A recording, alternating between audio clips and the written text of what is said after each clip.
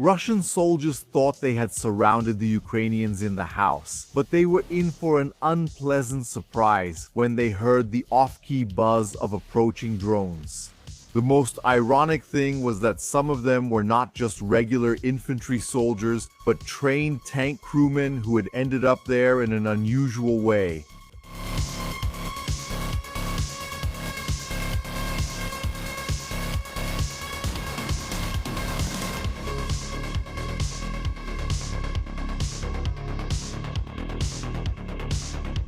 The road to Pokrovsk was marked by death.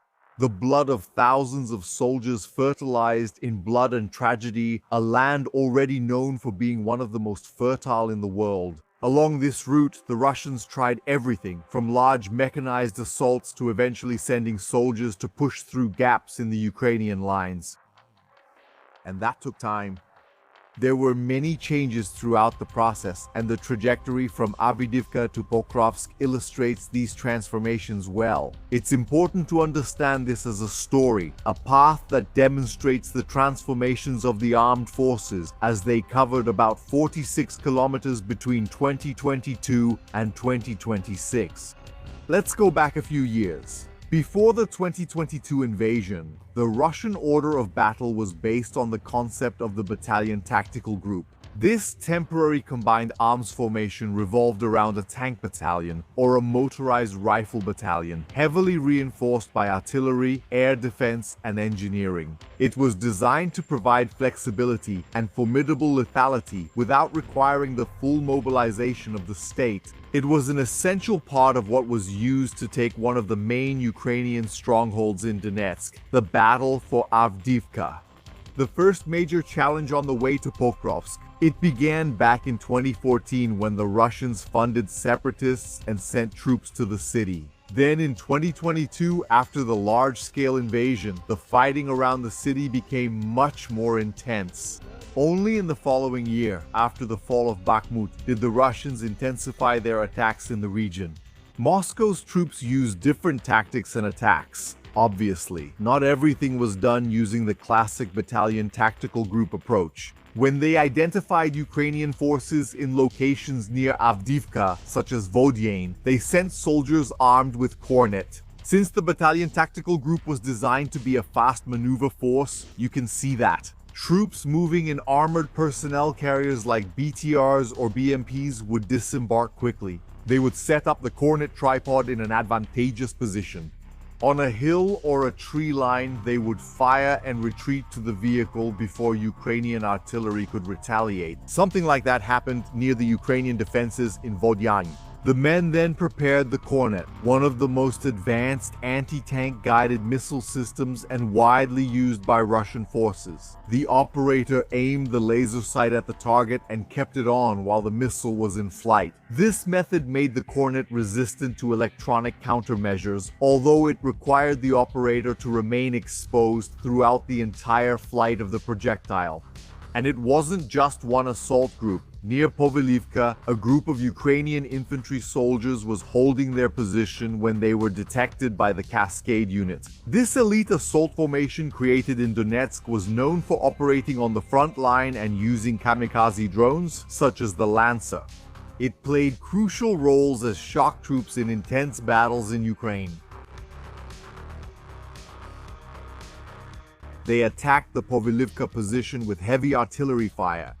The first explosion missed by just a few meters. Even so, shrapnel hit the soldiers. Then, artillery fire started raining down on them. The shelling continued for minutes, detonating near the places where the Ukrainians managed to take cover. The protection was minimal. A direct hit on one of those holes would be enough to eliminate everyone at once. After so many explosions, one of them remained lying on the ground, needing evacuation while the Russians advanced. Russian drones tried to eliminate as much Ukrainian infantry as possible before the mechanized attacks advanced. The explosives kept falling. The suffering near Vodiane at that time did not yet come from swarms of kamikaze drones dominating the skies, but from men trying to escape a rain of explosives. And it hunted them point by point, like targets in a cruel game where merciless forces randomly decided who would live or die.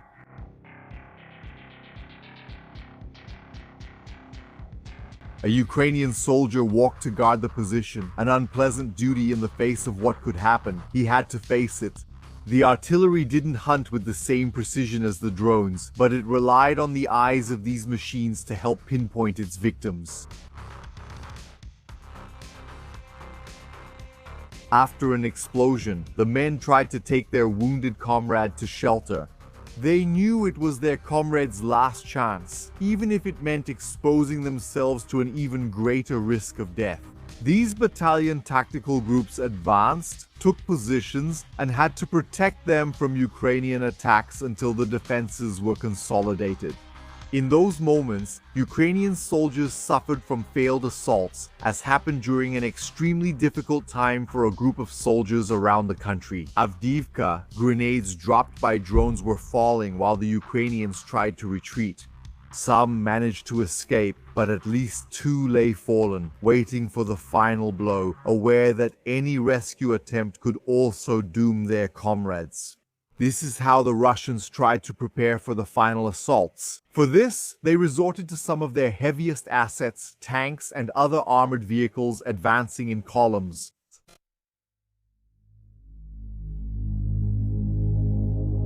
Before the kamikaze drones, the Russians demonstrated their power with their tanks, dominating Ukrainian soil. The Battalion Tactical Group demonstrated how the destructive power of these machines was legendary.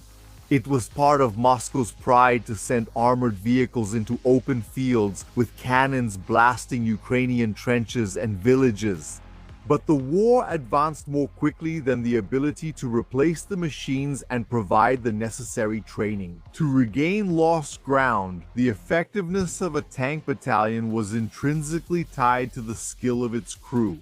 The early years of the conflict consumed the professional Russian operators, those who used to compete in the complex and choreographed tank biathlon events in the pre-war period. This happened under fire from above during attacks on mechanized columns. First came the artillery. Precise artillery, along with RPGs and javelins, started hunting these leviathans on land. The threats advanced slowly across the plains of Donetsk, exploding until they finally managed to stop in front of a trench. There the soldiers disembarked only to be hunted by drones. Even before kamikaze drones had spread, they felt the heat of the detonations cutting down their ranks. They walked over men groaning. They ran, leaving behind wounded soldiers who called for help after having their limbs severed, and there were no armored vehicles to save them on the path of these assaults. It was up to each Russian to try to survive, dragging themselves across frozen fields with no way to react to the drones. Some stood still, trying to catch their breath. But then the air filled with screams and smoke. From then on, there was only more suffering. The fire from the trench, the fire coming. Cavam suas mortes. And this happened more often than the Russians liked to admit. Sometimes, a crazed soldier would mock the numbers released about Russian losses. In fact, trusting the numbers from the Ukrainians, who were the enemy, didn't make sense by itself. But doubting so many images of destroyed armored vehicles on the battlefield was absurd. The javelins were flying over those machines, and not just them, there were many ATGMs sent to Ukraine and used in the conflict. The FGM 148 javelins were very active. The armored vehicles exploded after the direct impact of the projectiles on the most sensitive parts of their armor. The operator locked onto the target by its heat, and at the moment of firing, their fate was already sealed. Free to retreat, the team disappeared before any retaliation could find their trail. Then came a 2-act strike. The first charge destroyed the reactive armor, and the second pierced the steel with a blazing jet. But the missile didn't attack head-on. It climbed high, almost as if it hesitated, and then plunged down from the sky onto the most vulnerable spot. Because despite the tank's imposing frontal armor, the turret roof was fragile. When the penetration reached the internal ammunition, the inside turned into an instant blaze. And in seconds, what was once a fortress became wreckage, with turrets being brutally thrown into the sky. Stugna P and Enelol were constantly flying, destroying the Russian Leviathans. It was a time when it was open season.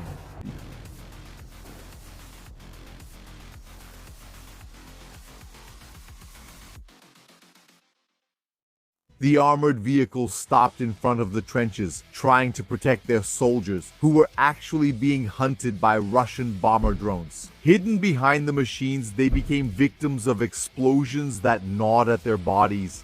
They watched their nearby comrades bleed, unable to retreat, because many of these bombs also fell inside the armored vehicles.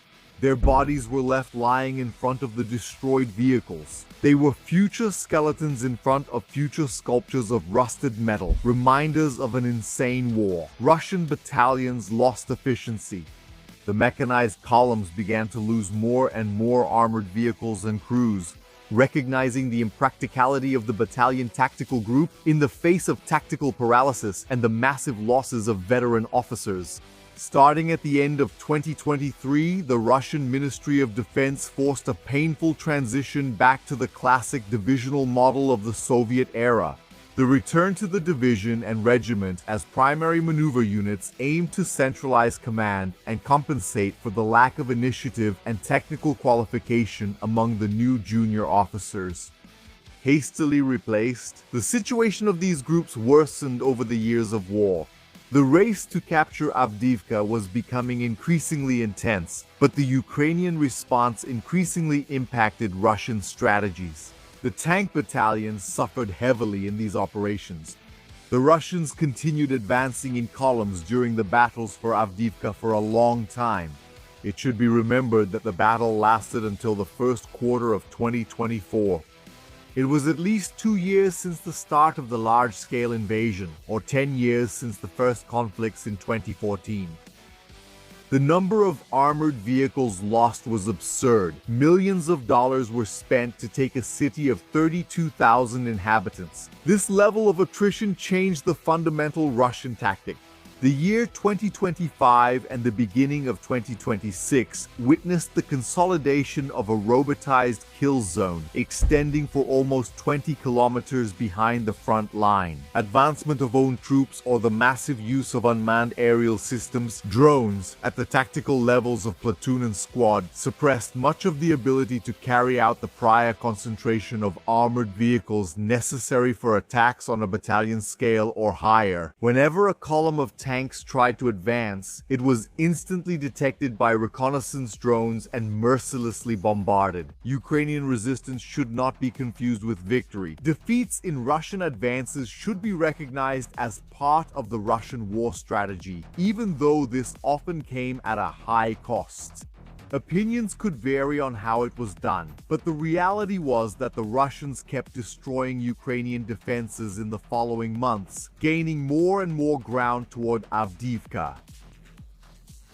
No cost was too high for that place, so lives and machines were thrown onto the battlefields. The city was bombed, the land filled with dead Russians, Ukrainians, and anyone else who had decided to take part in the insanity. The Russians were getting closer and closer, blowing up every place. Avdiivka and the surrounding cities fell, but by that time the war was already changing drastically.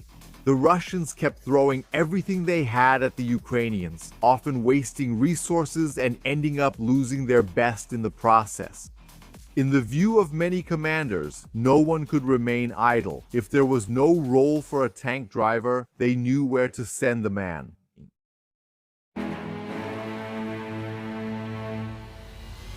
Mines, artillery, and kamikaze drones destroyed the Russian armored vehicles. The destruction of the tank battalions kept accelerating.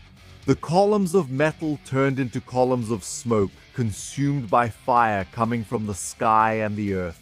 The Russians had passed through Avdiivka, driving the destruction toward Pokrovsk. At the end of these assaults, there were still drones and bombers hunting soldiers who tried to reach safety. As cameras captured them inside the trenches, pressing themselves together in the hope that the grenades would explode outside, avoiding the spread of the shockwave, fire, and fragments. But the bombs found them. Even the soldiers who managed to get into the trenches and draw their rifles sometimes died after the first shots, becoming prey to the drones. The era of domination by small kamikaze drones had already arrived. explodindo soldados ao longo dos trajetos para Pokrovsk. They became more and more frequent, and with them, death as well. Soldiers were torn apart. Tank crews were also consumed. As the attacks failed, more men lost their lives. Without their vehicles, some ended up among the infantry, hearing the deadly buzzing, without tons of metal to protect them. Many of these battles turned the Ukrainian fields into true war wreckage depots where metal and debris piled up. Scrap for eventual reuse or silent testimony for the future? Despite so many problems, mechanized assaults were a constant, although they decreased over time. The Russians kept sending tanks, BMPs, APCs, taking their soldiers until they disappeared in the flames or turned the Ukrainians into corpses. The cost didn't even seem to be calculated, only the territory gained. It was 46 kilometers in 4 years. It was 46 kilometers of this, taken with blood, fire, and steel. It needs to be repeated so that fools understand that victories and defeats happen during a war. 46 kilometers wouldn't take 4 years to cross if it were a path without obstacles, without Russian blood and their equipment left along the way, and obviously also the death of many Ukrainians who progressively lost positions, and that doesn't matter, it doesn't matter. War, a weak Russian army, but simply that war was unforeseen chaos, where the beautiful plans on paper were turned into words and thoughts with their own patterns in the minds of commanders and later into pure chaos and prayers on the battlefield. Russian military might was capable of bringing nations to their knees, but even all that power faced difficulties against determined defense, making Leviathan bleed in its caminhada de destruição. With World War II. From the turning point at Stalingrad in February 1943, the Red Army covered an approximate distance of 2,500 kilometers to the heart of Germany. But now it was the 21st century. The war was in Ukraine, and the tactics had changed. The war changed, the technology changed, and it transformed. And here it was, 46 kilometers in 4 years. The 110th Separate Guards Motorized Rifle Brigade added its own nefarious practices to the mix. According to reports from Russian soldiers of their own tank battalion, at that time, there were few mechanized attacks compared to the early years of the war. By 2026, much of Pokrovsk was taken, but through the steady advance of small groups of soldiers, and it didn't matter where these men came from. It was in this context that one of the members of a tank platoon wrote a letter entitled The Defeat of a Tank Battalion.